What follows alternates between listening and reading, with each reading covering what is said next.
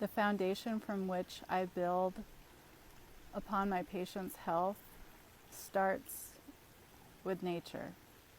It's as simple as that. It doesn't need to be overcomplicated with some crazy routine, exercising a certain way.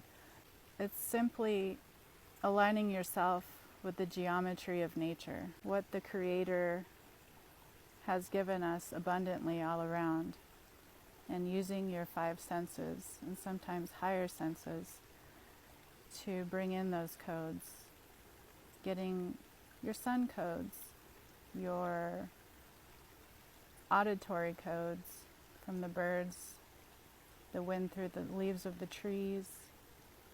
The waterfall behind me is giving me beautiful auditory codes right now. Getting codes in through your food, just eating things that are grown from nature. Just looking at a cabbage, and when you cut it in half and seeing that beautiful sacred geometry pattern within, your eyes will delight in that. It will nourish your cells down to a deep level. It'll help to detox from the chemicals that are bombarding us from every which way. Stepping away from the technological codes of the zeros and ones behind these screens.